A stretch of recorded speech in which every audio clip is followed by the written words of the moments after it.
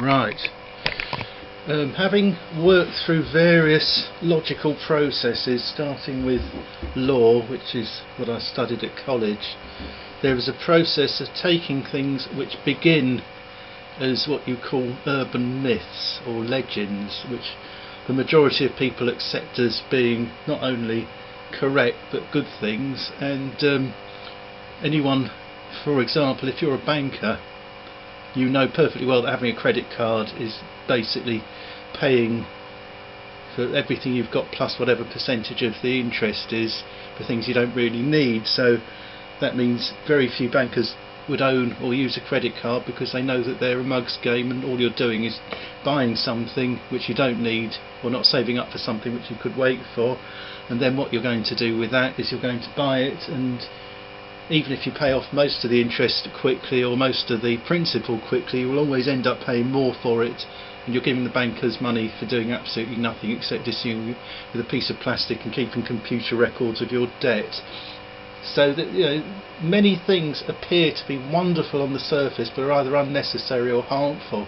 So what I'm working through now is 50% some examples of what is absolute nonsense in my opinion, because it's only my opinion, you can come to your own, and more importantly is the process. So I'm not just giving you a few fish, I'm showing you how to fish here. So what you're doing is you're taking commonly held societal memes, which they are, or tropes I think is the best word, because they're ideas which are passed like viruses from one person to another, from the people who are in charge and making profits out of it to the followers who assume they're correct. So let's do some simple accounting ones of financial connections between your house price and the interest rates, because basically if you pull your curtain string to get the curtain trolley to move along the top to open and close your curtains, it's the same with interest rates and house prices. As the interest rates go down, the house prices go up, and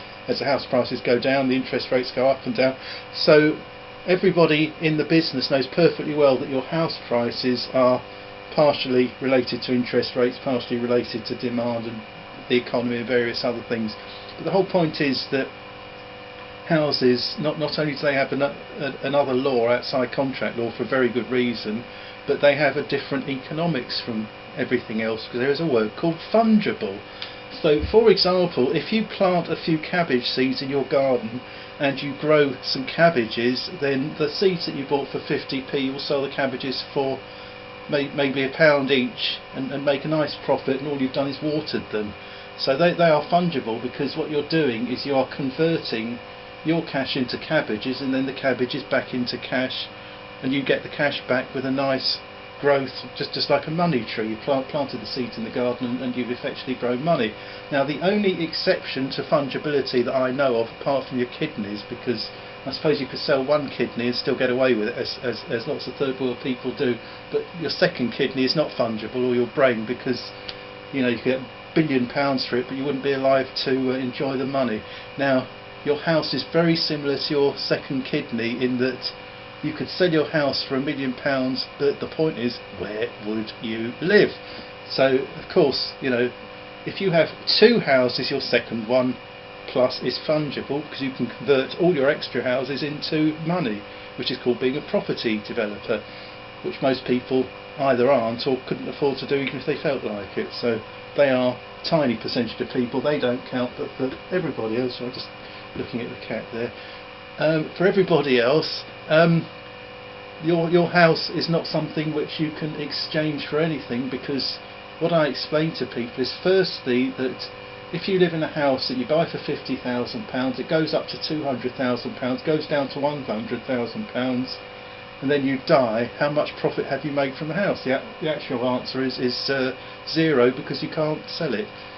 Because if you don't die, if your house goes up, we'll do it in percentages this time, 50,000 to 100, that's 100%, then most house markets tend to be fairly even, just like price rises and well, certainly wage rises, but house prices are the most even ones. That if your house has gone up 100%, every other house in your area will have gone up 100%. Now, unless you are retiring and your children have left home and you can't go upstairs, in which case you might go down the ladder again for your last house, all the other houses from your first one upwards is working your way up, unless you're already a millionaire, to the sort of house you would really like to live in. So you keep trading up to get something which is better and better until you reach your financial top rung and you can't go any higher, however high that is. But your previous rungs, of course, are decided by the price difference. So your £100,000 is double what you paid. So £50,000 is £100,000, but you want a house with an extra bedroom, which was £75,000 when you were buying one for 50 because you couldn't afford the £75,000. So if that's gone up by, say, 100%, which is the normal market rate, then it will be £150,000. So instead of being £25,000 off the house that you want originally, then you will actually need £50,000 to get the next one. So it's stretching the difference between all the houses like a piece of elastic. So the higher the house prices go, the less likely you are to trade up. End of story. So house prices, the lower they are, the better they are for everyone except the nasty 1% property developers. High interest rates, same thing. Most people are savers, so you get more money from investing your money in a deposit account, and mortgages aren't really related anyway, because all that happens when the mortgages are cheap for the interest, the principal will be higher, because the estate agents work out the most you can pay, and they say, well, if you can pay £100 a month, say, whatever it used to be, or £200 a month, then if you're paying less on your mortgage, we'll put the house price up, because then you can afford to pay more on the house. So the customer gets nothing out of low interest rates. They never have, they never will, and they never can. Tiny percentage of people, just like the property developers, are people whose mortgages are index linked, so their mortgage goes down a few percent. They are a small percentage of people that benefit. Most people don't benefit. So those are the financial ones, which are very easy to see, and you can't really dispute them as opinion because they're fact and they work out the majority. Now, to take the process through to things which are more obscure and uncertain and grey areas, the great two controversies of the 21st century, which only grew up, I think, in the 60s really, because I lived through the day when the Observer magazine, I think it was, had a picture of a woman on the front of the paper when I was about 7 years old, and it said, first sex change, a man can become a woman. Now, as a 7-year-old, of course, a 7-year-old sees things very clearly as all or nothing, and I thought, oh my goodness, you can change from a man to a woman, which is how they present it. Now, as a 56-year-old, obviously, I don't see things as a 7-year-old, and I learned legal process. I went through all the processes of working out whether a man can turn into a woman or vice versa.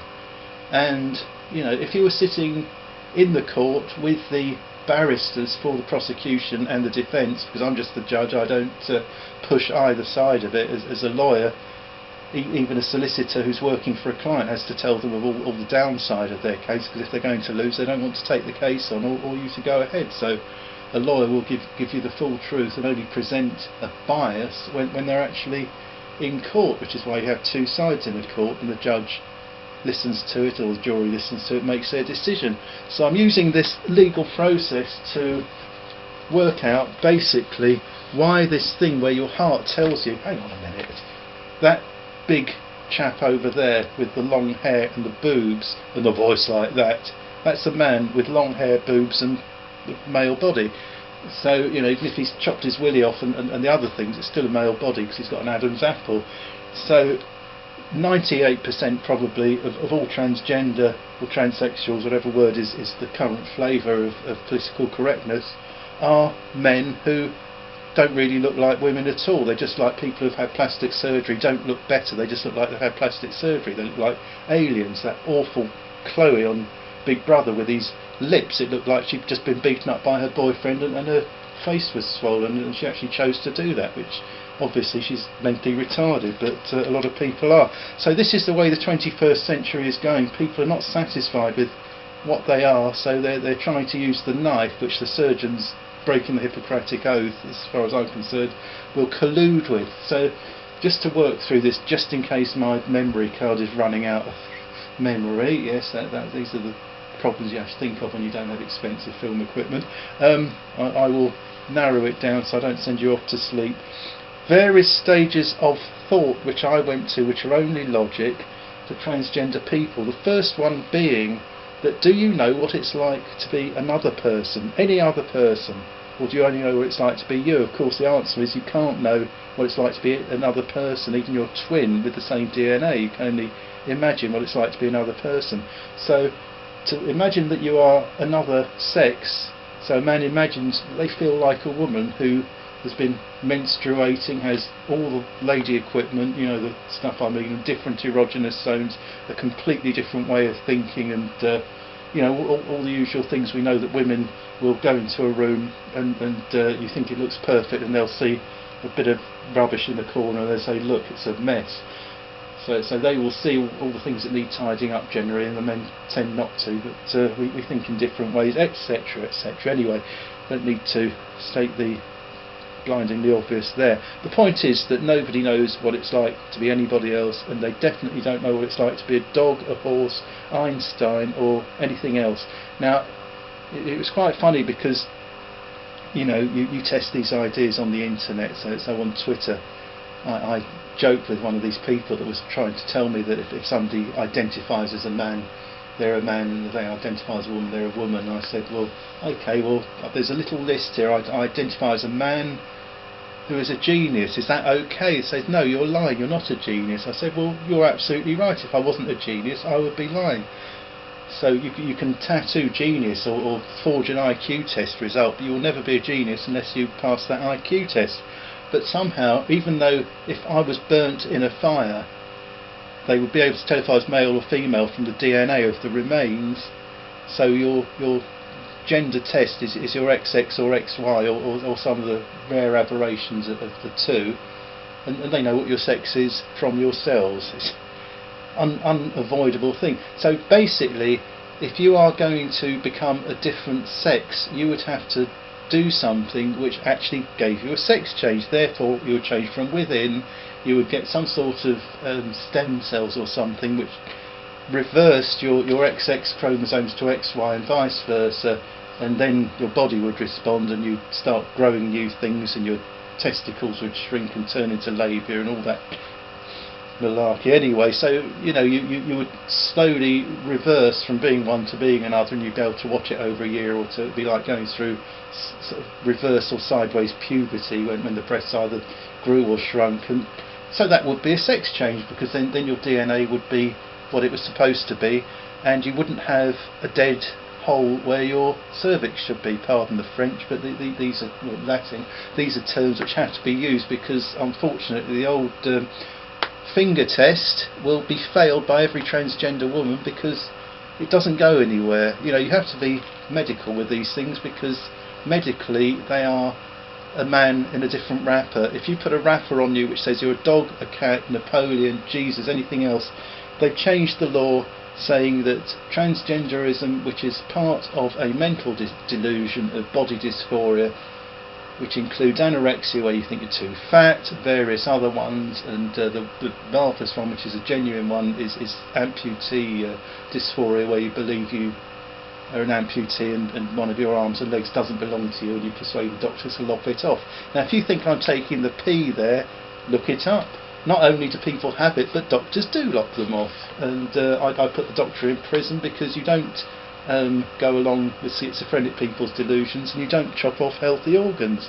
But if you chop off someone's dick and says, now you're a woman, you know, if you did that to somebody without asking them, you'd be in prison for life, whether or not you were a doctor. But for somebody to say, I really don't like my dick, when I was born I thought that dick looked horrible when I was old enough and it didn't belong to me and I really don't want it, will you chop it off? And the doctor says, yes, of course, we'll turn it into a vagina, thank you so much.